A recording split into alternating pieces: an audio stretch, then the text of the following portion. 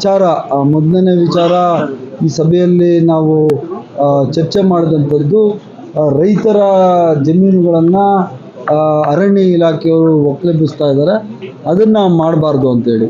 ಯಾಕಂದರೆ ಜಿಲ್ಲಾ DFOಗೆ ಅಧಿಕಾರ ಇರುವಂಥದ್ದು SIT ಮಾಡಿದ್ದಾರೆ, ಸ್ಪೆಷಲ್ ಇನ್ವೆಸ್ಟಿಗೇಷನ್ ಟೀಮ್. ಆ ಟೀಮು ರಾಜ್ಯ ಮಟ್ಟದ ಒಂದು SIT ಟೀಮ್ ಇದೆ, ಜಿಲ್ಲಾ ಮಟ್ಟದಲ್ಲಿ ಒಂದು SIT ಟೀಮ್ ಇದೆ. ಈ SIT ಜಿಲ್ಲಾ ಮಟ್ಟದಲ್ಲಿರುವಂಥ ಟೀಮು ರಿಪೋರ್ಟ್ಸ್ ಕೊಡಬೇಕು ರಾಜ್ಯ ಮಟ್ಟದ SIT ಟೀಮ್ಗೆ.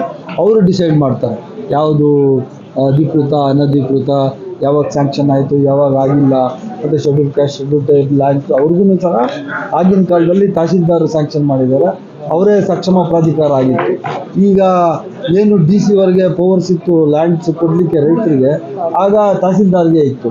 ಆ ಅಧಿಕಾರವನ್ನು ಉಪಯೋಗಿಸ್ಕೊಂಡು ತಹಸೀಲ್ದಾರ್ ಮಾಡಿದ್ರು. ಅದನ್ನು ಸರಿ ಇಲ್ಲ ಅಂತ ಈಗ ಹೇಳ್ತಾ ಇದ್ದಾರೆ. ಬಟ್ ವಾಟ್ ಎವರ್, ಈಗ ಏನೇ ಆದ್ರೂ ಯಾವುದೇ ರೈತರ ಜಮೀನುಗಳಿಗೆ ಫಾರೆಸ್ಟ್ ಅವರು ಹೋಗಬಾರ್ದು ಅಂತ ಹೇಳಿ ನಾನು ಸೂಚನೆ ಕೊಟ್ಟಿದ್ದೀನಿ. ಅದೇ ಪ್ರಕಾರ ಡೆಪ್ಟಿ ಕಮಿಷನರ್ಗೆ ಹೇಳಿದ್ದೀನಿ, ಯಾರೂ ಹೋಗ್ತಾ ಇಲ್ಲ. ಆಮೇಲೆ ಅದ್ರ ಜೊತೆಲಿ ಇನ್ನೊಂದು ರೂಲ್ಸ್ ಬೇರೆ ಇದೆ, 3 ಎಕರೆ ಒಳಗಡೆ ಇರುವಂತಹ ಅದು ಅರಣ್ಯ ಇಲಾಖೆ ಆದ್ರೂ ಸಹ ಅದನ್ನು ವಾಪಸ್ ತಗೋಬಾರ್ದು ಅಂತ ಕಾನೂನಿದೆ, ಅದನ್ನು ಫಾಲೋ ಮಾಡಬೇಕು ಅಂತ ಹೇಳಿದ್ದೀನಿ.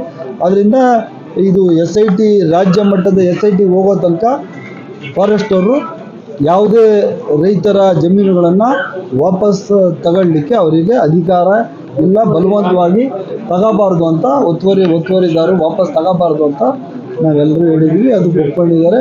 DC ಸಹ ಅವರೇ ಕಮಿಟಿ ಚೇರ್ಮನ್, ಅವ್ರಿಗೆ ಈ ಕೆಲಸವನ್ನು ವಹಿಸಿದ್ವಿ. ಎಲ್ಲಿ ತಗೊಂಡಿದ್ದಾರೆ? ಇಲ್ಲ,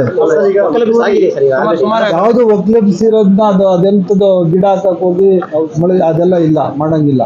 ಅದೆಲ್ಲ ಮಾಡಂಗಿಲ್ಲ. As it is where it is condition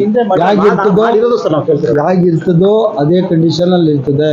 SIT team central SIT ಟೀಮ್ಗೆ ಹೋದ ನಂತರ ಅಲ್ಲಿಂದ ರಿಪೋರ್ಟ್ ಬಂದಮೇಲೆ as it is where it is condition ಹಂಗೆ ಇರ್ತದೆ.